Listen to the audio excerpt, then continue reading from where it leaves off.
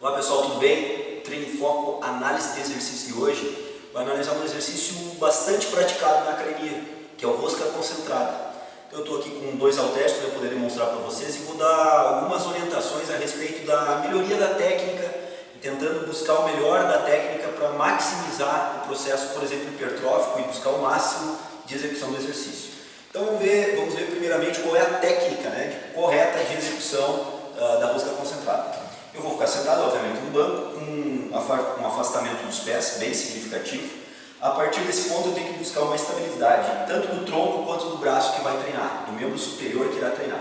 Então, digamos, eu vou treinar o meu lado direito, eu vou apoiar o meu lado esquerdo, porque eu vou inclinar um pouco o tronco à frente, sustentando o peso. Ao inclinar o tronco à frente, sustentando o peso, como eu me encontro agora aqui, haverá uma carga muito grande, uma tensão muito grande de levar o meu corpo à frente. Essa carga terá que ser sustentada pela região lombar. Isso, com o tempo, para pessoas que não têm uma lombar bem fortalecida, podem gerar dores musculares na região lombar, podendo levar, inclusive, à lombalgia. Então, essa carga, quando eu sustento o peso, tende a levar o meu tronco à frente de forma gravitacional. Eu vou apoiar a minha mão do lado esquerdo, do lado que não está treinando, para auxiliar nessa tendência. Então, o meu braço vai ajudar a sustentar boa parte dessa carga e não somente a minha região lombar. Então, esse é um ponto importante. Apoia, para isso, roda um pouquinho o tronco, apoia.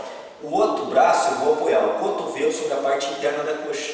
E aí eu me posiciono já para o trabalho de execução. Dessa forma que eu me encontro aqui, eu estou totalmente estável para realizar o exercício de, obviamente, flexão do cotovelo e extensão do cotovelo. Flexão do cotovelo e extensão do cotovelo. Lembrando que a carga aqui projeta o meu tronco à frente, boa parte dela eu sustento com a mão, outra parte sim na região lombar. Ao apoiar no cotovelo, eu já auxilio um pouco essa sustentação e essa estabilização corporal. Flexão do cotovelo, extensão do cotovelo. Então esse é um ponto importante, um afastamento significativo dos pés e assumir essa posição. Vejam bem que ao inclinar o tronco à frente, eu não curvo a coluna, eu vou me posicionar de lado para vocês entenderem. Eu vou inclinar o corpo à frente, não curvar flexionando a coluna vertebral. Então ao ir ao tronco à frente para me posicionar, eu tenho que ir nessa posição, fazer uma flexão do quadril, vejam bem. Flexão do quadril sem alterar o posicionamento do tronco e não fazer um movimento de flexão da coluna vertebral. E esse não é a posição adequada. A posição adequada é manter o alinhamento das curvaturas fisiológicas da coluna. Então, a partir disso, um detalhe importante da execução para retirada de ponto de descanso. Agora eu vou inverter o lado, como se fosse fazer do lado esquerdo, do meu lado esquerdo. Apoiei, entrei na posição, inclinei o tronco à frente, apoiei o cotovelo, vou fazer a execução. Se eu vier tracionando até o final do movimento com extensão completa do cotovelo, anatomia palpatória.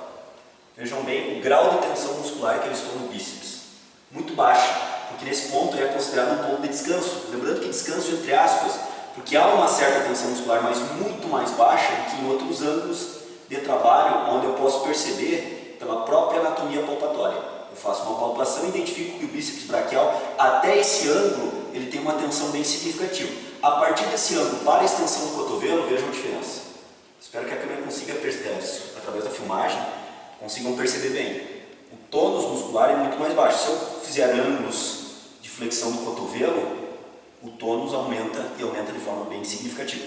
Então é importante, pessoal, visto isso através da anatomia palpatória, nós evitarmos completa extensão do cotovelo durante a execução do exercício, já que nesse ponto é um ponto de descanso, onde eu vou aliviar a tensão muscular sobre bíceps braquial e braquial, que são os dois principais flexores do cotovelo acionados nesse exercício.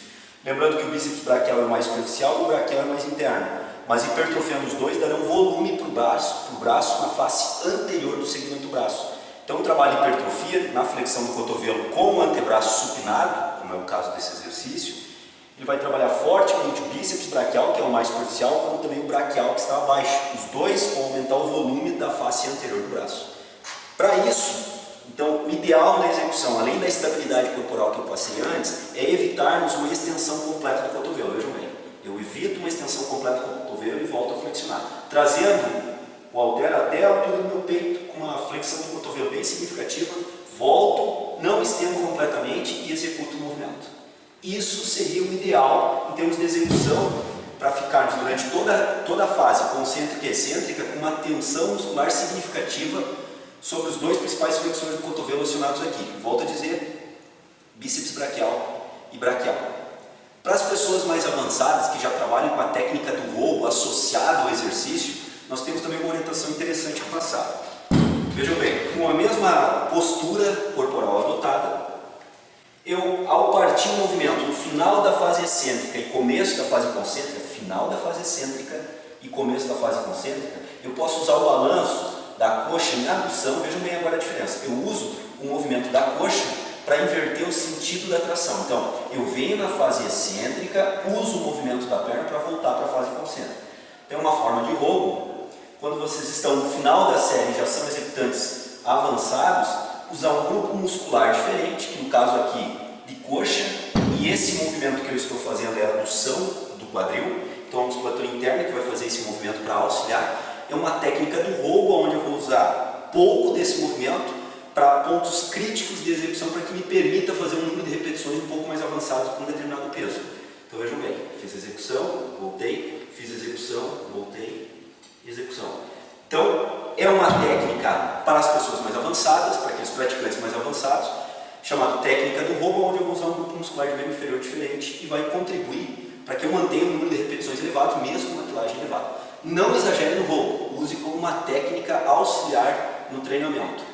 E uma última dica que nós podemos passar para vocês é que vocês mesmos podem se auxiliar nesse exercício. Então, por exemplo, sem usar a técnica do roubo, mas executando o exercício, vocês estão executando e estão falhando, não vão conseguir terminar as 12 repetições ideais que vocês buscam numa série, vocês podem vocês mesmos auxiliar no movimento. Vocês mesmos podem auxiliar no movimento. Obviamente eu vou perder o grau de estabilidade corporal usado pela outra mão, mas com isso eu consigo eu mesmo executar o movimento, e na falha onde eu não estou mais conseguindo executar, a mão contrária me auxilia para que eu possa executar mais 3 ou 4 ou 5 repetições. Perde-se um pouco de estabilidade, é verdade, mínima, em função do posicionamento da mão, usa-se um pouco mais de carga na lombar, é verdade, mas se permite dessa forma, com o próprio auxílio, executar um pouco mais de repetições que nós conseguimos executar se não tivéssemos esse auxílio da mão contrária, do membro contralateral.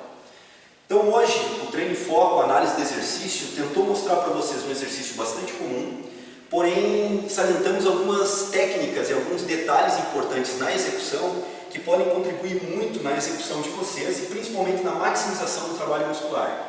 Técnica do roubo para alguns, auxílio com a mão no outros, estabilidade corporal para outros. Então, cada praticante com o seu nível deve encontrar a melhor forma de executar. Falar com o seu professor de educação física para que ele possa, juntamente com vocês, identificar qual a melhor forma de executar o exercício. O fato é que o exercício de rosca concentrada pode ser executado de diferentes formas e vocês têm que buscar qual a mais adequada para vocês, para o nível de treinamento que vocês se encontrem nesse momento. Bom, espero que vocês tenham gostado do treino em foco, análise de exercício de hoje. Se gostaram, a gente sempre solicita que nos ajudem a divulgar o material, passando para os seus amigos, familiares, fazendo com que mais pessoas tenham acesso à informação e possam qualificar os seus treinamentos. Esse é o nosso objetivo do treino em foco, qualificar o seu treinamento. E espero que vocês fiquem ligados conosco, que teremos outros exercícios toda sexta-feira, outros exercícios diferentes sendo analisados aqui no treino em foco. Por hoje era isso. Um grande abraço, até semana que vem. Pelo fato da minha posição adotada para a execução do exercício, passivamente ele já se encontra encurtado e dessa forma se tem pouca margem de encurtamento para o trabalho de tornozelo, que é o que nós vamos executar agora aqui. Então, por exemplo, o pessoal posiciona os pés, alavanca para o lado e trabalha esse movimento.